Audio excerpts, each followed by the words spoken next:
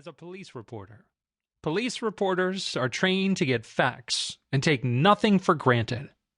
For a 2-year period, I was church editor of a large metropolitan newspaper, during which I came in close contact with clergymen and leaders of all sects and denominations, mind healers, divine healers, spiritualists, Christian scientists, new thoughters, unity leaders, sun and idol worshippers, and yes, even a few infidels and pagans.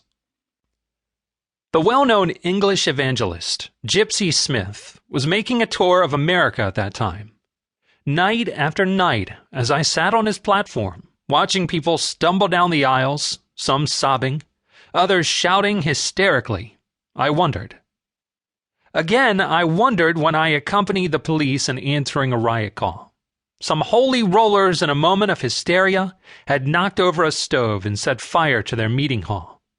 When I attended my first and only meeting of Shakers, I wondered, as I did while attending various spiritualistic meetings. I wondered as I heard the testimonials at the Christian Scientist Wednesday night meetings. I wondered when I watched a group of people immersed in the icy waters of a mountain stream and coming up shouting, "Hallelujah!" even though their teeth were chattering. I wondered at the Indian ceremonial dances and their rain dance rituals. Billy Sunday also caused me to wonder, as, in later years, did Amy Semple McPherson. In France during the First World War, I marveled at the simple faith of the peasants and the powers of their village cures. I heard stories of miracles at Lourdes, and of somewhat similar miracles at other shrines. When, in a famous old Roman church, I saw elderly men and women climb literally on their knees up a long flight of stairs to gaze upon a holy urn. A climb that is no simple task for an athletically trained young person. I wondered again. Business brought me into contact with the Mormons, and when I heard the story of Joseph Smith and the revelations of the plates of gold, I was again given to wonder. The Doukhobors of Western Canada, who would doff their clothes when provoked, likewise made me wonder. While in Hawaii, I heard much about the powers of the kahunas, who could, it was claimed, cause people to die or live by praying. The great powers attributed to these kahunas profoundly impressed me. In my early days as a newspaperman, I saw a famous medium try to make spirits respond before a crowded courtroom of antagonistic scoffers. The judge had promised to release the medium if he could get the spirits to speak in the courtroom. Yet they failed to materialize, and I wondered why. Because the medium's followers had testified to remarkable seances. Many years later, I was commissioned to write a series of articles on what the police call the fortune-telling racket. I visited everyone, from gypsy phrenologists to crystal ball gazers, from astrologers to spiritualistic mediums.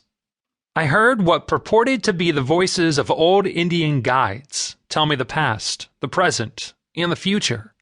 And I heard from relatives I never knew existed. Several times, I have been in a hospital room in which people around me died, while others with seemingly worse ailments were up and, apparently, fully recovered within a short time. I have known of partially paralyzed people who got over their condition in a matter of days. I have known people who claim to have cured their rheumatism or arthritis by wearing a copper band around their wrists, others by mental healing. From relatives and close friends, I have heard stories of how warts on hands suddenly disappeared. I am familiar with the stories of those who permit rattlesnakes to bite them and still live, and with hundreds of other tales of mysterious happenings and healings.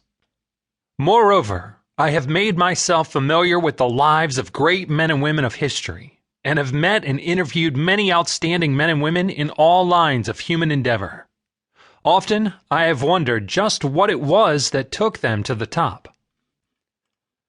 I have seen coaches take seemingly inferior baseball and football teams and infuse them with something that calls them to win. In the Depression days,